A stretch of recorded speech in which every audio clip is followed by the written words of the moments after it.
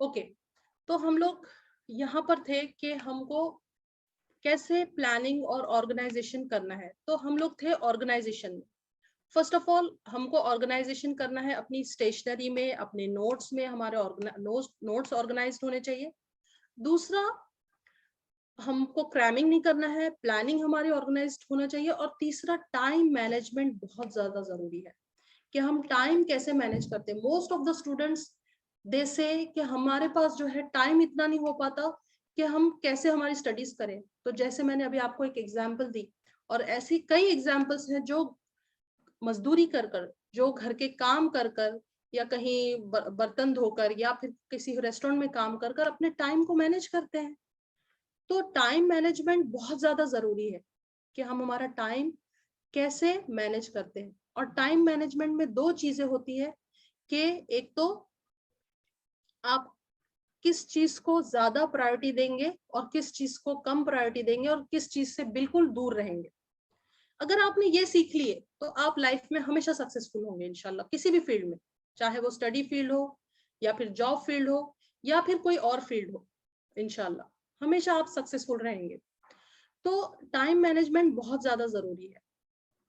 ठीक है, अब आप मुझे ये बताइए कि आप मोस्ट ऑफ द स्टूडेंट्स, आप अपनी नोटबुक में लिखते जाइए, आपकी हैबिट्स इससे आपके पास नोट्स में आते जा रही है।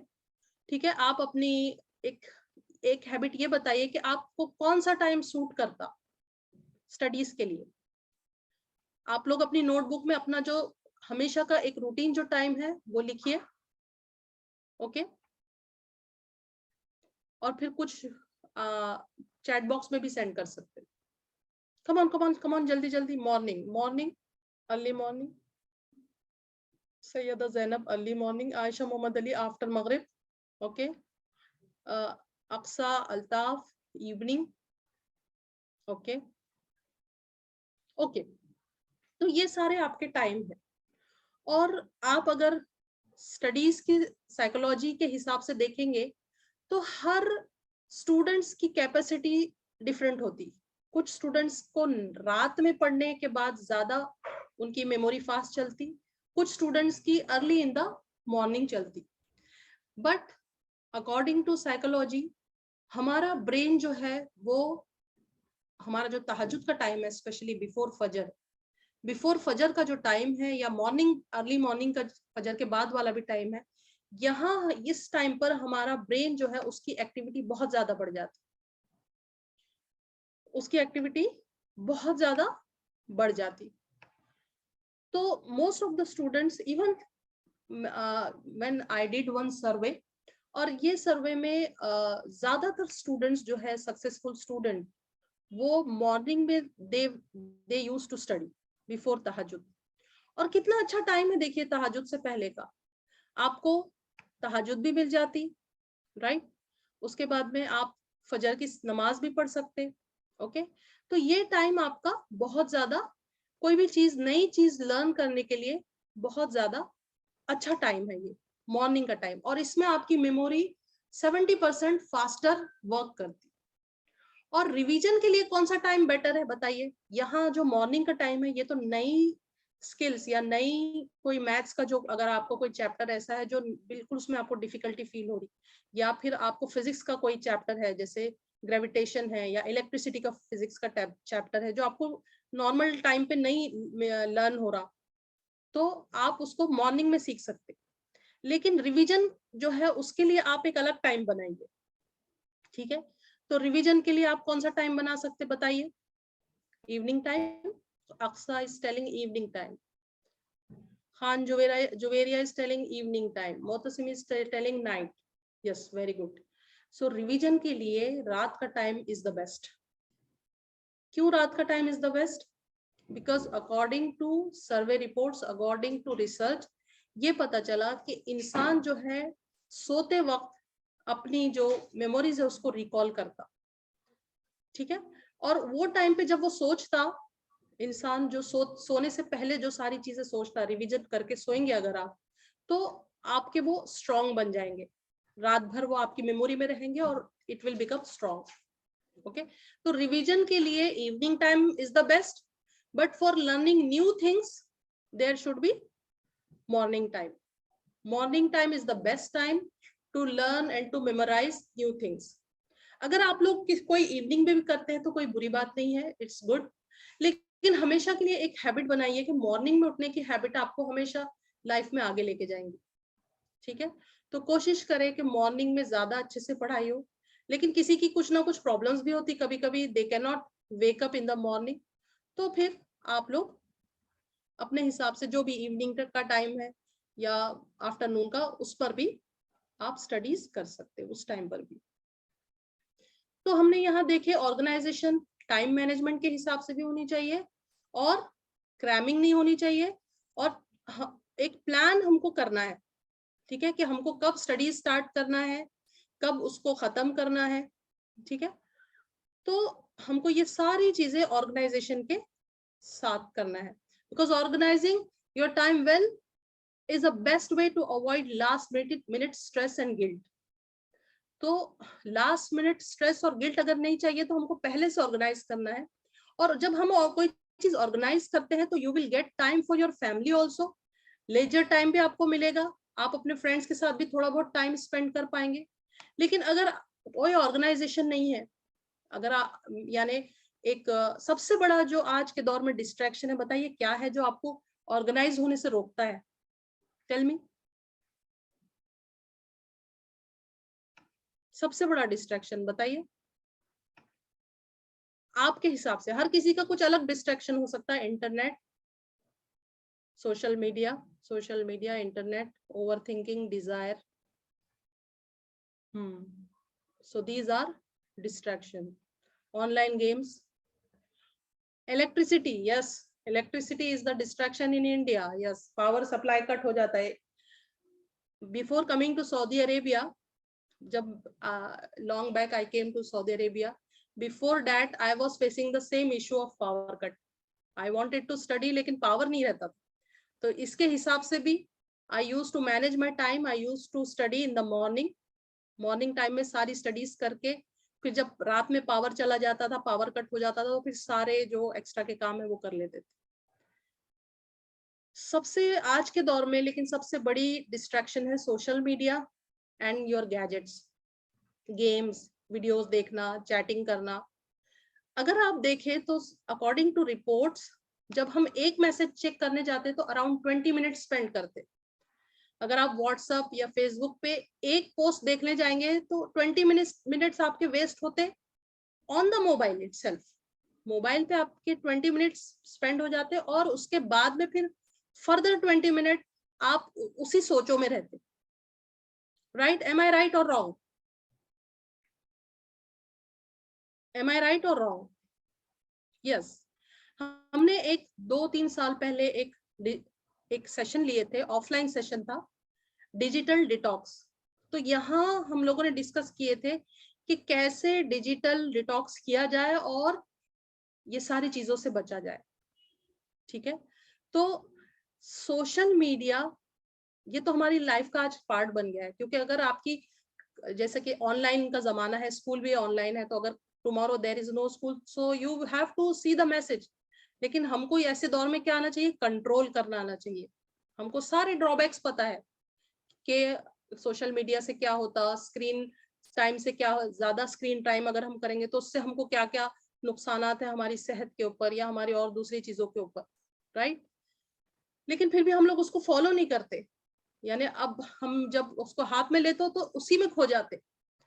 उसके लिए आप क्या कीजिए, उसका एक मेथड ये है उससे बचने का कि आप जहां भी स्टडी करते होंगे या अपने घर में जहां जहां आपको मालूम है कि मैं यहाँ स्टडी करती हूँ, यहाँ मैं ज्यादा मोबाइल इस प्लेस पर देखती हूँ, और अक्सर जो बच्चे हैं वो छुप कर देखते, राइट, कि पेरेंट्स की नजर ना पड़े किसी डोर के पीछे या कहीं।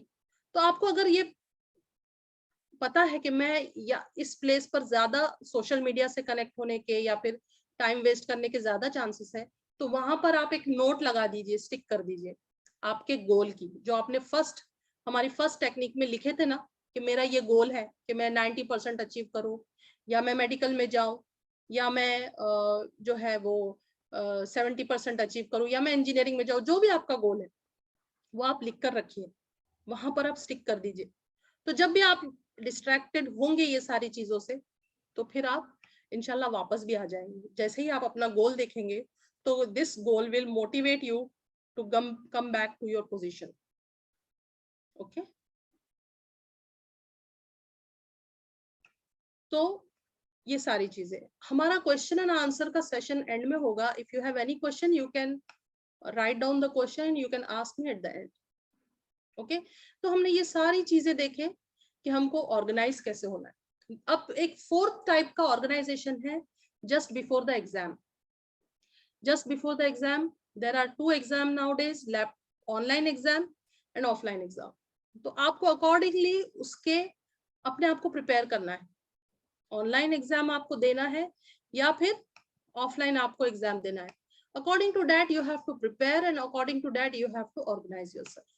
Like for example everything, each and everything you should prepare. ठीक है, और ऑर्गेनाइजेशन में एक और चीज आती है कि आपकी जो हैबिट्स, आपकी हैबिट्स उसको ऑर्गेनाइज करना। हैबिट्स में कौन कौन सी हैबिट्स आ सकती जो हमारे एग्जाम को इफेक्ट कर सकती? आपकी रूटीन की हैबिट्स, ईटिंग वाली हैबिट्स, जैसे कि ईटिंग वाली हैबिट्स है आपकी। तो हमको अगर वी आर अ स्टूडेंट तो हमारा डाइट कैसा होना चाहिए? हमारा डाइट हैवी नहीं होना चाहिए, न्यूट्रिशियस डाइट होना चाहिए। We should avoid junk food, we should eat more vegetables, colourful vegetables, क्योंकि जितना कलरफुल वेजिटेबल्स और ड्राई फ्रूट्स और सारी चीजें, बैलेंस डाइट तो होना चाहिए यस, लेकिन आपको अगर मेमोरी अपनी बढ़ाना है तो कलरफुल वेजिटेबल्स आपको you should eat. And omega 3 vegetables like walnut and almonds. Okay, ये सारी चीजें अपनी डाइट में शामिल कीजिए। पहले जमाने में देखिए nuts, yes nuts is correct. पहले जमाने में जब हम लोग के एग्जाम होते थे, बोर्ड एग्जाम, तो relatives used to come and they used to bring almonds, बादाम लाते थे। तो जब वो बात समझ में नहीं आती थी कि क्यों बादाम लेके आ रहे हैं हमारे लिए, now we came to know कि ये सारी चीजें जो ओमेगा 3 एसिड वाली चीजें हैं, कलरफुल वेजिटेबल्स है, ये हमारा क्या करते, मेमोरी को इंक्रीज करते और हमारे बॉडी को रिलैक्स रखते।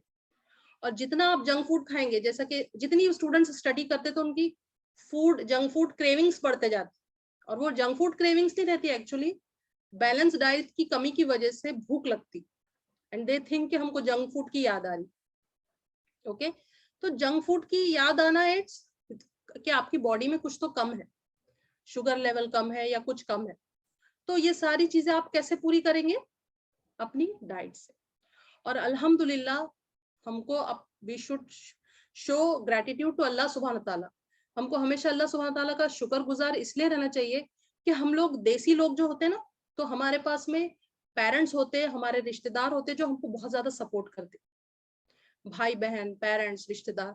अगर आप, मैं I am living here, I am going through these kinds of different Nations.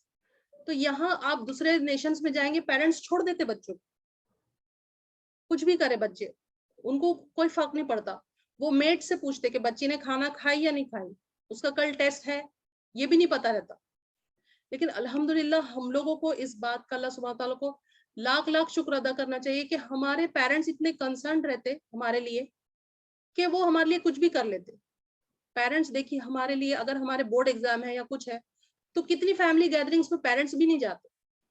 Even my father used to wake up with me when I was in grade 12।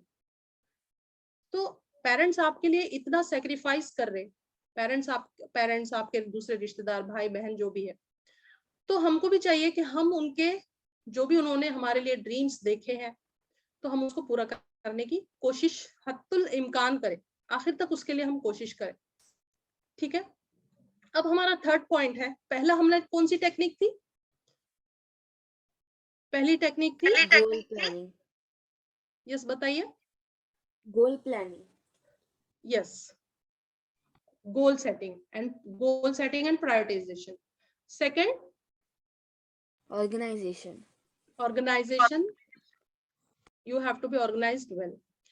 अब हमारी थर्ड टेक्निक है get rid of distractions. Okay, जैसा कि हमने पहले भी थोड़ा बहुत डिस्ट्रैक्शन डिस्कस किए, और डिस्ट्रैक्शन जो है ये पर्सन टू पर्सन वेरी करता, it varies person to person. आपने अपने डिस्ट्रैक्शंस लिखे, जैसा किसी ने सोशल मीडिया लिखा, किसी ने जो है दूसरे कोई डिस्ट्रैक्शंस लिखे, तो पर्सन टू पर्सन ये डिस्ट्रैक्शन जो है ये वेरी करता आपका डिस्ट्रैक्शन। ओके, तो हमको गेट रिड ऑफ डिस्ट्रैक्शंस होना चाहिए। इसके लिए आपके पास बहुत सारी टेक्निक्स अवेलेबल है। जैसे के लिए हमने पहले डिस्ट्रैक्शंस देख चुके कि क्या डिस्ट्रैक्शंस होते हैं एक्चुअली। तो कभी कभी क्या होता कि डिस्ट्रैक्शन जो है वो आपकी हैबिट्स के ऊपर डिपेंड करते। For example, some students they study for 1 hour, okay, continuous 1 hour they can study. कितने स्टूडेंट्स हैं जो 1 hour या 2 hours स्टडी करते हैं continuously? Just send me in the chat box.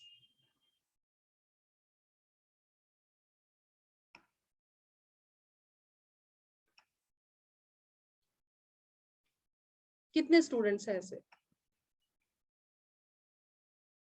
Okay, कुछ स्टूडेंट्स हैं जो कंटिन्यूअस 1 hour 2 hour स्टडी करते हैं। Shakila Salmani, okay, for 2 hours, okay, no issue. So continuous ये लोग स्टडी कर सकते हैं अकॉर्डिंग टू साइंस। अच्छा, कितने स्टूडेंट्स हैं जो लेस देन 1 hour करते, यानी उसके बाद में उनको डिस्ट्रैक्शन या कुछ खाने की क्रेविंग लग जाती या कुछ सिबलिंग को सताने का दिल बोलता? ऐसे कितने स्टूडेंट है जो है 1 hour से कम? Okay, 40 minute. तो 1 hour से कम वाले students, yes, sometime you get distracted, क्योंकि अकॉर्डिंग टू रिसर्च आप जो है 40 मिनट तक बैठ सकते स्टडीज के लिए विदाउट डिस्ट्रैक्शन। लेकिन 40, शायद कोई दूसरे सेशन में I have shown a graph कि कितने मिनट के बाद आपका डिस्ट्रैक्शन जो है वो बढ़ता जाता। तो 40 minute is the maximum limit कि 40 मिनट तक आप बिना किसी डिस्ट्रैक्शन के बैठ सकते। According to research most of the students around you can say 70%, 75% students they can sit till for 40 minutes। 40 minutes के ऊपर अगर वो बैठेंगे तो उनको डिस्ट्रैक्शन शुरू हो जाता। तो इसके लिए आपको क्या करना है? इस डिस्ट्रैक्शन को खत्म करने के लिए आपको ब्रेक लेना है। But what kind of break it should be? There is one term for this break. इस ब्रेक के लिए एक नाम है और वो नाम है इफेक्टिव ब्रेक। आप लोग ब्रेक में क्या करते बताइए? जब आप स्टडीज का ब्रेक में क्या करते और कितने मिनट का लेते?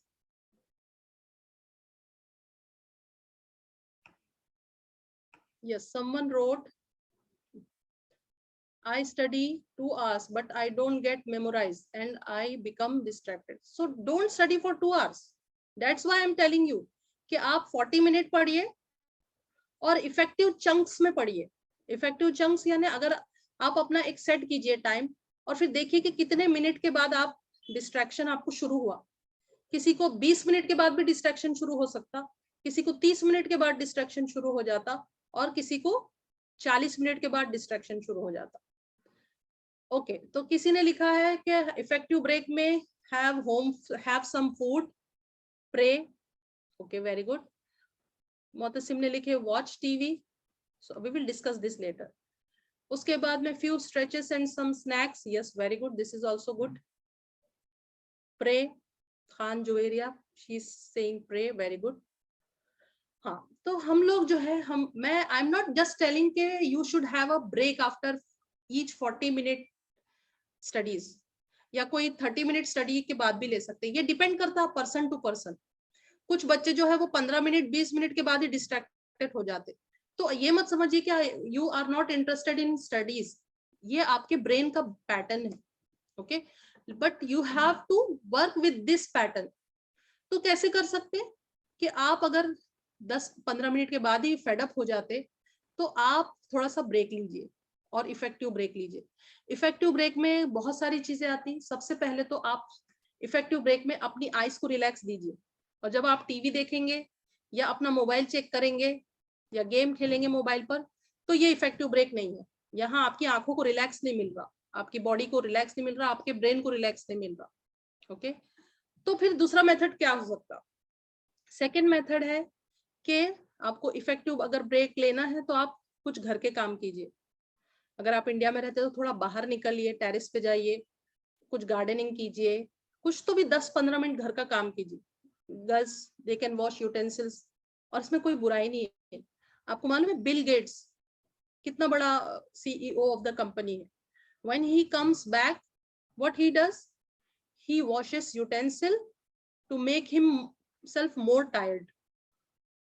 और फिर वो he says कि जब मैं बर्तन धोता हूँ, घर पे आकर कुछ काम करता हूँ, I feel tired and उसको अच्छी नींद आती. तो घर के काम करने में कोई बुराई नहीं है, ठीक है. तो आप क्या करें, drawing I will not suggest drawing, क्योंकि जब आप, किसी ने लिखा है कि ma'am can be draw for effective break.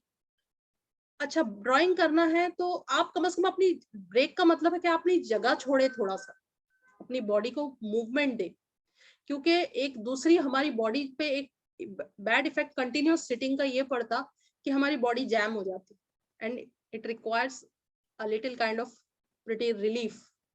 तो वो रिलीफ आप कब दे सकते हैं, जब आप अपनी पोजीशन चेंज करें. और अगर आप वहीं से सिर्फ बुक की पोजीशन चेंज करके ड्राइंग की बुक में फिर से ड्राइंग करना शुरू कर रहे तो इट वोंट वर्क. तो ब्रेक में आप कीजिए, अगर ड्राइंग करने दिल बोल रहा तो आप खड़े रहकर कीजिए. ओके, वॉकिंग कर सकते, घर के काम कर सकते, नमाज पढ़ सकते, you can pray, any kind of pray you can do. Okay, और उसके बाद में I will not suggest watching TV, any kind of screen time I won't allow, क्योंकि यहाँ पर फिर आपका ब्रेन फिर से बिजी हो जाता. टीवी की वीडियोस के बारे में आप सोचते रहते बाद में भी, और स्टडीज के टाइम पे भी फिर डबल से जब आप वापस आते तो उस वीडियो के बारे में या उस कंटेंट के बारे में आप सोचते रहते जो कि आपने सोशल मीडिया पर या मोबाइल पर देखे, या माइनक्राफ्ट का गेम कि मुझे 3 डायमंड मिलने थे, एक भी नहीं मिला. तो ये सारे दिमाग में आपके रहते और फिर वो आप उसको, उसकी वजह से स्टडीज को कंटिन्यू नहीं कर पाते. सो आई वोंट रिकमेंड डिस्ट्रैक्शन से बचने के लिए कि जस्ट ब्रेक ले. आई विल रिकमेंड कि इफेक्टिव ब्रेक ले, ठीक है, और चंक्स में पढ़े. और दूसरा, अपनी पोजीशन चेंज करते रहे. अगर आप बैठे बैठे थक गए पढ़कर, आपको ज्यादा डिस्ट्रैक्शन फील हो रहा, तो आप क्या करें, आप थोड़ा अपनी पोजीशन चेंज करें, ठीक है. वॉकिंग करते हुए पढ़े, थोड़ा वॉक करके पढ़े, और फिर कुछ लिखना है या उसको रिकॉल करके राइटिंग वर्क में कन्वर्ट करना है तो फिर आप बैठ जाइए, ठीक है. तो इस तरह से कर सकते. दूसरा एक वे ये है कि आप अपने जो एल्डर्स घर में होते हैं उनसे बात कर सकते. जिसके पास पेरेंट्स है वो पेरेंट्स से बात करे, जिसके पास ग्रैंड पेरेंट्स है, कुछ स्कूल के बारे में डिस्कस करिए, कुछ कीजिए, लेकिन कुछ इफेक्टिव ब्रेक लीजिए. स्नैक्स का ब्रेक भी आप लेते तो ठीक है, स्नैक्स का ब्रेक लीजिए, लेकिन इफेक्टिव ब्रेक लीजिए. अब हम देखेंगे हमारा 4th पॉइंट पे हमारे इंशाल्लाह, मैनेज योर टाइम. ओके, तो टाइम मैनेजमेंट की बहुत ज्यादा आज के दौर में हमको जरूरत है. इस पे हमने पहले भी डिस्कस करे कि हमको टाइम हमारा इफेक्टिवली मैनेज करना है. ओके, और हमको बिल्कुल भी हमारा टाइम वेस्ट नहीं करना है. कि what time of day you want you learn best, what activities do you have to work around, how many exams do you have, how much time exist from now until exams. तो ये सारे realistic factors जो है आपको अपने mind में consider करके आपको रेडी रहना है एग्जाम के लिए. तो टाइम मैनेजमेंट बहुत ज्यादा जरूरी है. टाइम मैनेजमेंट एक्चुअली एक वास्ट टॉपिक है और इंशाल्लाह हम कभी आगे उसको लेंगे. अब हमारा आज का लास्ट टेक्निक है study smart. Okay, study smart means you have to do the study smartly. एक नॉर्मल मेथड होता which we called as hard work, एक होता smart work. What is the difference between hard work and smart work? Can anyone tell me?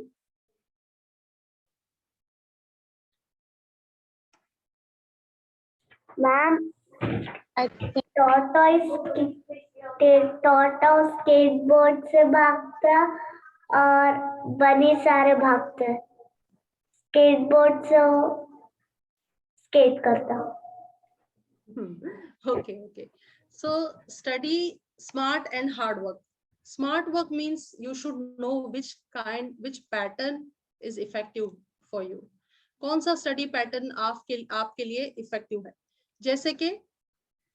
जैसे कि memorisation techniques कुछ होती है, तो आपको अब अगर आप ग्रेड 11 12 में है तो अभी भी आपके पास टाइम है, आप पता कीजिए कि आपको कौन सी ज्यादा टेक्निक्स स्टडीज की कंफर्टेबल है या जिसमें आप बहुत ज्यादा याद कर सकते, ठीक है, जिसमें आपकी मेमोराइजेशन टेक्निक बढ़ जाती है, आपका मेमोरी पावर बढ़ जाता, ठीक है। तो ये एक साइंटिस्ट है विलियम ग्लेसर, इसकी research, according to his research, he is a psychologist, he says that students learn 10% of what they read, 20% of what they hear, 30% of what they see, and 50% of what they see and hear, 70% of what is discussed with other, 80% of what they experience personally, and 90% of what they teach to someone else. तो देखें कि कौन सा method आपको suit करता, आपको teaching method suit करता या आपको जस्ट रीडिंग से याद हो जाता, या फिर आपको जो है वो रीडिंग और राइटिंग दोनों से याद होता। कुछ स्टूडेंट्स हैं जिनको एक्सप्लेन करके किसी को याद होता। तो यहाँ पर आपको ये देखना है कि आपको कौन सा मेथड आपके लिए ज्यादा इफेक्टिव है, ठीक है। तो यहाँ पे आपको ये देखना है। उसके बाद में स्मार्ट स्टडी में एक और चीज आ जाती है कि सेल्फ टेस्टिंग, ठीक है। सेल्फ टेस्टिंग, बिना सेल्फ टेस्टिंग के you can not proceed, you can not get good marks, क्योंकि आपको पैटर्न पता होना चाहिए कि एग्जामिनेशन का पैटर्न क्या है। ये जो कोचिंग क्लासेस टेस्ट सीरीज जो रखते हैं, test series means they just prepare you for the test. तो यहाँ पर they prepare you actually for to appear in the exam. आपने नोट्स, आप ऑर्गेनाइज बन गए, आपने टाइम मैनेजमेंट भी किया, आपने गोल सेट किया, उसके बाद में आप डिस्ट्रैक्ट भी नहीं हुए। लेकिन अब ये एंड वाला जो स्टेप है, अगर ये नहीं कर रहे, आपको पता ही नहीं कि एग्जाम का पैटर्न क्या है और सेल्फ टेस्टिंग कैसे की जाती, तो फिर यहाँ आके फिर प्रॉब्लम होता है, क्योंकि डायरेक्ट जब आप एग्जाम में जाके स्टडी करेंगे तो इट वोंट वर्क। तो सेल्फ टेस्टिंग के डिफरेंट वेज है।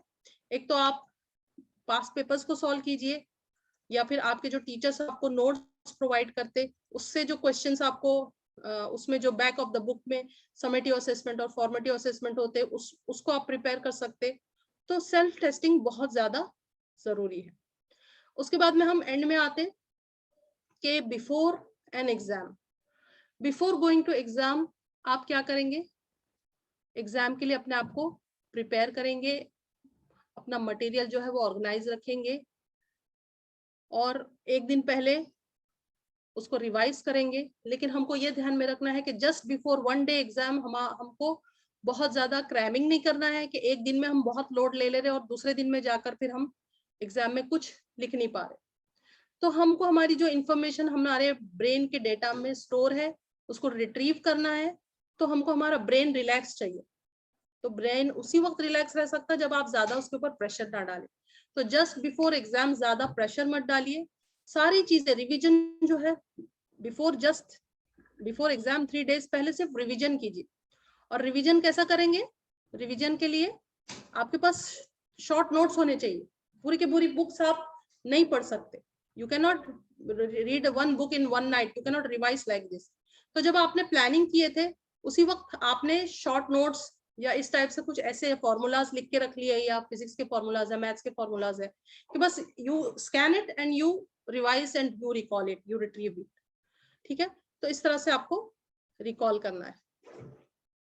तो अल्हम्दुलिल्लाह हमारा जो ये सेशन था वो हम यहीं पे खत्म करते। अब हमारा काहूत क्विज होगा इंशाल्लाह।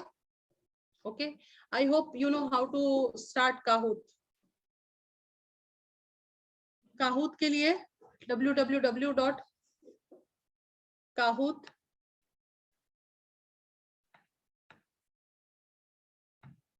I will share a game pin for you.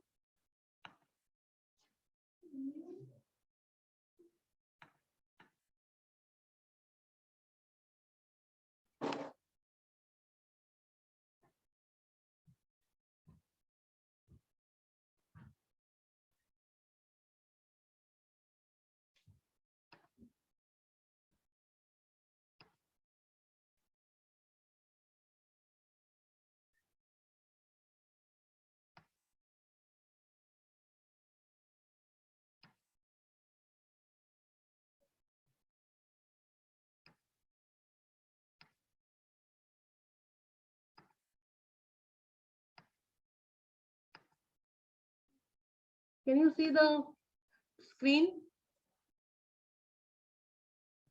Yes. Now there will be game pin. This is the game pin. Just insert the game pin.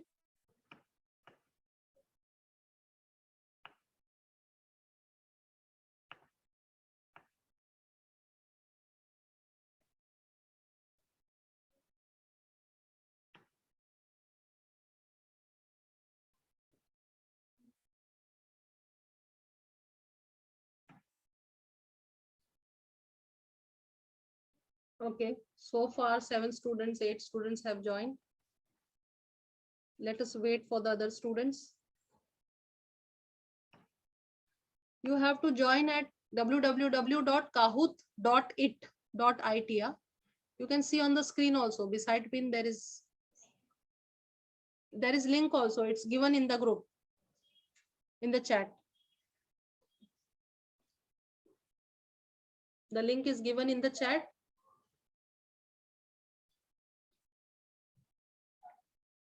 And it's just a game. It's not a quiz or something like that. It's just a game.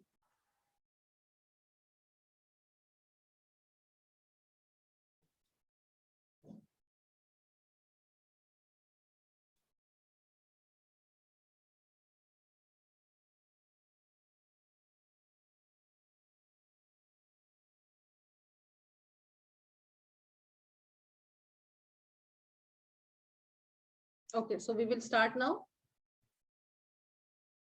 Most of the students, they have joined us. So I'm going to start.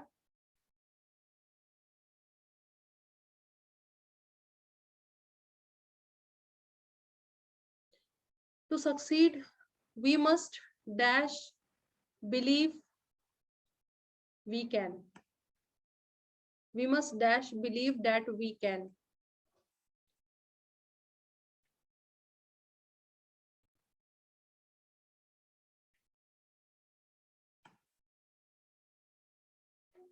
So 6 students, they have given the correct answers. Okay. So next question. On the score question, we can see Myra is on the top, then Aqsa Altaf, then Shaista, then Muntasir, then Aisha Mohammed. MashaAllah, Barakallah Fiq. And those who are not on the scoreboard, please don't think, because it depends on your internet speed also. Okay, no issue. It is important to have a positive behavior, mindset, health. या फिर option 4.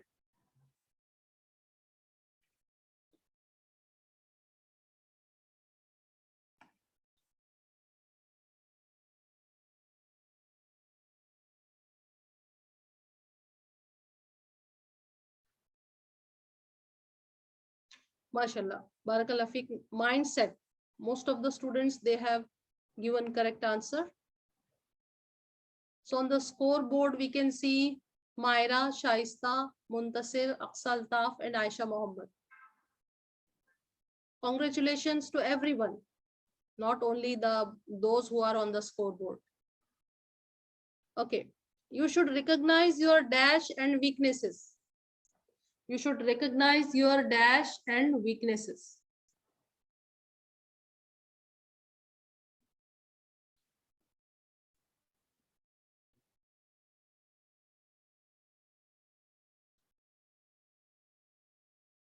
So you should recognize your strength. Weaknesses is also already given there, okay? You should recognize your strength. So on the board score, we have Myra, Shaista, and Muntasir, Aqsa Altaf, and Aisha Mohammed. And others, everyone gave correct answers. MashaAllah, Barakallah Fiq to everyone. The organization is the dash to success. Lock, key, schedule, exam.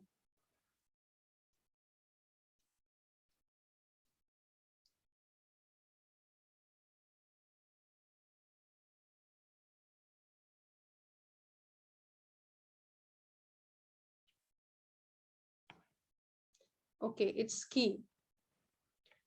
Myra, Shaista, Muntasir, Aqsa, and Mariha. Okay, mashallah, barakallah.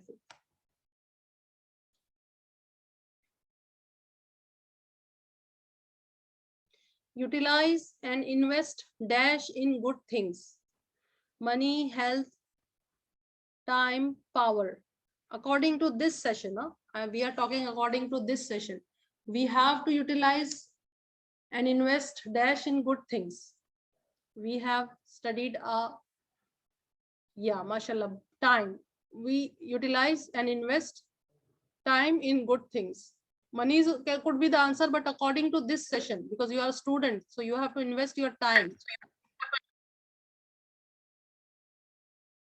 Okay, so on the scoreboard, I can see Myra, Shaista, Muntasir, Aqsa, Altaf, and Mariha again. Congratulations to all the participants who are appearing this Kahoot. Okay, in the VARK model, V equals to usual, means to see. A equals to auditory. Okay, R equals to read, write, and K is equal to what?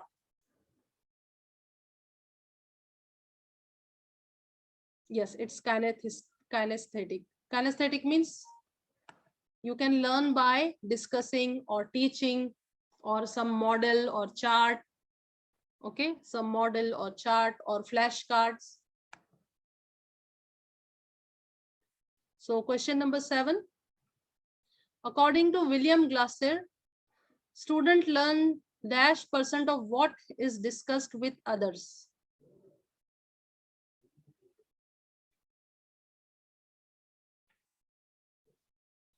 %50, 70%, 90%, 80%. So it's 70%. 7 students, they got correct answer.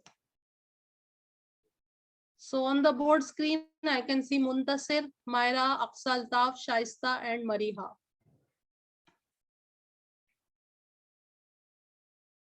Again, according to William Glasser, the student learn -% of what they teach to someone else. What they teach to someone else. What they teach.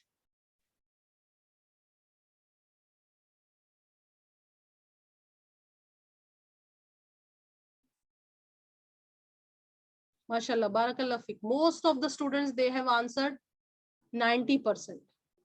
You can learn 90% of what you will teach to others. Okay, so teaching method is always good. It is always preferred method. Okay, Muntasir, Shaista, Myra, Mariha, and Aisha Muhammad. Mashallah. Second last question of this